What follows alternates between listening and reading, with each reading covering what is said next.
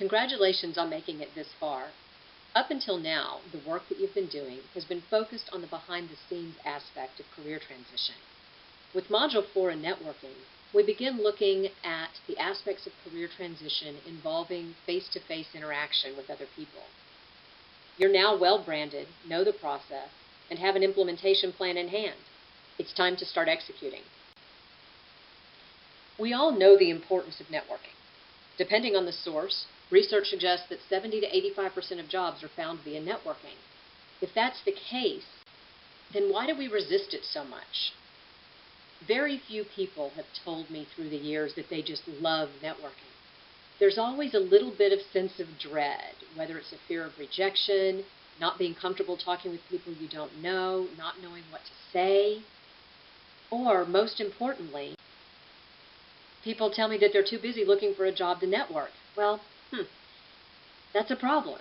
If 70 to 85% of people who get jobs are getting them through networking, and the candidate is too busy looking for a job to network, then you're stuck in a catch-22.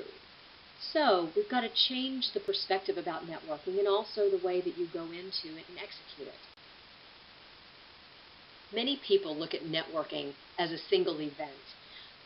A person named Steve Harper, who lives here in the Austin area, wrote a book called The Ripple Effect. And one of his quotes from there is, "I tried networking last week. It didn't work." Well, that's because networking is not an event. If you go into a networking group expecting a job offer to come out of it, you're going to leave disappointed most of the time. Networking is not about using other people or asking for help. It's a way of life. And it's a way of life in terms of building relationships. You'll notice here, these are two authors who've written about networking, and they both focus on relationships. Even all the way back, our old Webster Dictionary's definition of networking: the exchange of information or services among individuals, groups, or institutions, specifically the cultivation of productive relationships for employment or business. If you go into a networking event with a perspective of building a relationship, of helping someone, you're more likely to get something out of it. Now that you've changed your perspective, we've got to change the approach. I don't know anyone who would go into an interview unprepared or not planning what to say or what to ask. But many people go to networking events doing just that, showing up and expecting wonderful things to happen. It's important to plan ahead, and that does not mean on the drive on the way to the event. You want to set goals. What are you trying to get from this event? It depends maybe on the type of event that it is. You also want to create a list of go-to topics or questions to get the conversation started. First, let's address your goal. If you look on the current slide, you'll see a first question that says, "I'm hoping to connect with people who can help me blank." Before you go to an event, you want to be able to fill in that blank. That's what helps you to define your purpose in that. It can also become a question that you ask when you actually meet someone. You start with, "I'm hoping to connect with people who can help me determine the next steps in my career in marketing. Do you have any suggestions of people or companies that might be able to do that?" Now, this question would not be the way that you open the conversation. You're going to open with the conversation with something about them. But planning this question in advance allows you to really have a purpose in mind as you step into the event. You might want to think of networking as dating, or maybe not, depending on what your dating experience is. Regardless of whether you like dating or not, on first dates, you probably don't just open up talking about yourself. You have a set of go-to questions to ask the other person to try to bring them out, to get them talking, and to help you to determine whether there might be a second date or further than that. You want to approach networking in the same way. You don't want to immediately launch into everything about you and why you're there. You want to ask questions to bring other people out. And depending on the type of event it is, you would plan different types of questions. If it's just a general event, maybe it's a 4th of July party, maybe it's a Super Bowl party, something like that, you just want to be able to talk about things going on in the world. Maybe a new movie that's come out, maybe a new restaurant that's opening, something that anybody would have some common knowledge of. Each event is going to get narrower and narrower as we discuss them here. So again, that first one was things that had nothing to do with business whatsoever.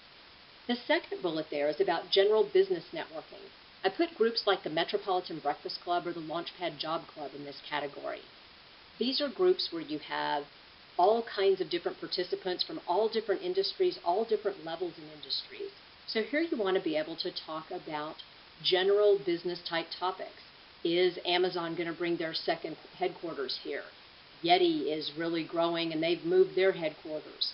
Conversations that could happen from anyone who kind of paid attention to what's going on in the business world. As we continue to narrow, the next category would be industry or job-specific networking. Maybe you're going to an event at the American Marketing Association. Maybe you're going to a networking event for the Project Management Institute. In these, you would want to be talking about things that are specific to those. Maybe at a project management meeting, you're talking about agile project management. The next narrower is career fairs. A career fair is a place, obviously, where there might actually be someone who would hire you. So what would be your teammate or your elevator pitch for that event? And finally, you can talk about aspects of your career that anyone would understand. I had a client a while back who you either loved him or you hated him, depending on the perspective from which you were looking at what he did. You know, when you go online and you shop for something and you purchase it, and then for the next 6 weeks, that item as well as other items like it keep popping up on your computer. Well, one of my former clients was the one who developed that algorithm for one of the online shopping sites. If you're a company, you love him because he keeps pushing your product in front of people. If you are a consumer, you don't like him so much because you're tired of the pop-ups. But anyone who has ever shopped online would understand something about what he is capable of doing. So you want to start also thinking about talking about yourself in a way that anyone would understand. Because the majority of conversations that you have in your career campaign are not going to be interviews. There are going to be times when you're networking with people who may or may not know the technical aspects of whatever it is that you do. Please stop the recording at this time and go to Module 4 in your packet and create a list of questions to use in each of the different networking scenarios we just discussed in the previous slide.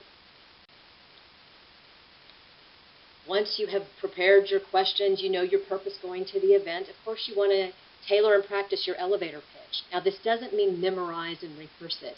It means just get used to having it come out of your mouth in a way that sounds fluid. You want to create muscle memory around the structures that make speech so that when you are talking to someone, it comes out very fluidly, fluently, and confidently. You might also want to invite a networking partner with you. Invite a wingman or a wingwoman. First of all, this person, if you know they're expecting to meet you there, there's a better chance you're actually going to show up if you're a little bit nervous about it. It can also be someone who you can work separate sides of the room and come back and compare notes. I was working with a client a few years ago who was a terrible conversation starter. Once a conversation got going, he was pretty good at it, but he couldn't start a conversation for anything. His wife, however, could talk to anybody, anytime. So she would go with him to these events, and she would get the conversation started. And then he had some signal, he would scratch his nose or something that was her signal to move on, and then he would carry on the conversation from there. But he knew what his strengths and weaknesses were in a networking situation, and creatively found a way to allow him to network very effectively, but he needed that partner to go with him. Once you get there, you've got to change your approach. Just standing in the corner and waiting for people to come to you may or may not be all that effective. You want to approach folks and start conversations. After all, that's why you prepared the questions to begin with. Sometimes approaching someone else who's there alone might be helpful because that person may be just as awkward or just feeling just as awkward as you are in the situation. When you do start talking with someone, you want to listen actively. Listen for something that may allow you to connect that person to someone else. Listen for something that you might follow up with this person about later, but really pay attention to what they're saying. You also want to make sure to share contact information, either with traditional business cards, or those of you who have iPhones, iPhone has an app called BizCard that allows you to populate other people's address books with your business card information. Those of us Android users, unfortunately, can't send our information to other folks, but we can be on the receiving end of it. One problem sometimes with approaching that one individual person is that you can kind of get trapped into a corner. And so you have to think about how to make a graceful exit with allowing everyone to save face.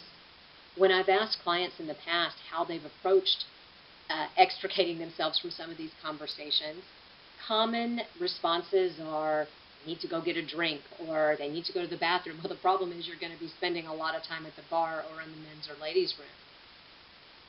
They may also say something along the lines of, I see someone over here that I need to talk with.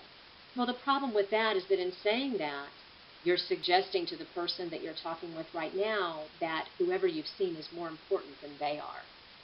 The exit that I like for you to use is one where you're actually using the networking event as the excuse itself and giving someone permission to go about the business of networking. And it sounds like this. We're at a networking event. I came here to meet some people. I'm sure that you did as well. So can I get a business card from you and maybe we can catch up later?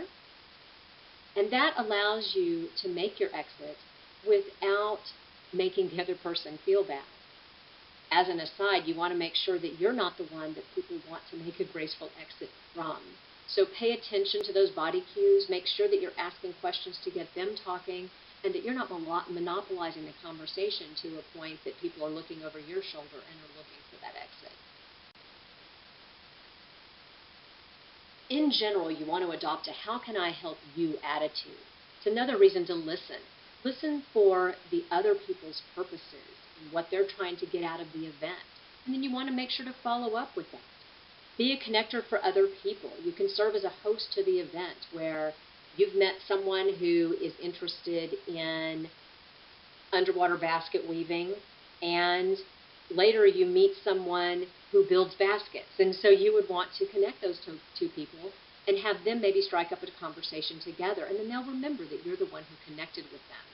Of course, you want to share contact information for future follow-up, and you want to find something in common with every single person who you speak. Another change you might need to make is in your follow-up. Do you have a big stack of business cards like the ones on this slide with a rubber band around them? When was the last time that you took the rubber band off and actually looked at those cards?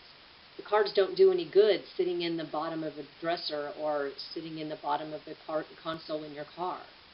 As soon as the event is over, you want to review the people with whom you talked and jot down something on their cards, jot down something on a 3x5 card that you carried with you, something that you learned about each person. Then within a week of the event, you want to reach out to each person with something that might be of interest to them or someone who might help them. Later, you'll connect with them on LinkedIn, but you don't want to make connecting with them on LinkedIn the first outreach. In that case, we all know people who seem like they're just trying to pad their list of contacts and get as many people as they can. It's more effective if you reach out to them first with something that shows that you remembered them and that you were thinking about them, and then connect with them on LinkedIn later as you begin to build that relationship. The takeaways here: networking is a way of life. Anyone can network effectively. Sometimes introverts think, oh no, I can't do this. Introverts and extroverts each have their own strengths and weaknesses where networking is concerned. Extroverts, the good news is they can talk to anybody about anything, anytime. The bad news is they can talk to anybody about anything, anytime, and sometimes things fall out of their mouths that they would like to have back. Introverts may be less excited about opening a conversation with someone, but once they are in a conversation, seldom do they say something that they wish they could take back. The main difference between introverts and extroverts in networking is the way it makes you feel. Extroverts tend to leave the event very excited. If it's an evening event, maybe you can't go to sleep at night because you're running through your mind all these great conversations that you have. Introverts, on the other hand, do a great job of networking. They get in the car, they sit down and say, oh my gosh, I'm exhausted, because it drains them of every ounce of energy they have to be able to talk with people like that. But again, introverts and extroverts can be equally effective at networking. It's just different in how they feel at the end of it. Got to change your mindset. Got to change your approach. And remember that follow-up is the key, because that follow-up may be what leads to an informational interview, what we call an information advice referral meeting, or more importantly, an interview. You may remember from Module 3 the information advice referral approach. The purpose of this approach is talking with people and asking questions. You might be asking advice for where you should look next. Maybe you're asking for information on how best to approach a particular company. Maybe you're asking for a referral to someone else who might be able to help. This is another type of networking called informational interviewing, and it is one-on-one networking. And the goal out of group networking would be to potentially move it into an informational interview. Please stop the recording at this time and complete the remaining assignments for Module 4. In the next module, we will be moving on to official interviewing, where you are actually sitting down with a hiring manager or with a future employer to talk about the value that you would bring to an organization.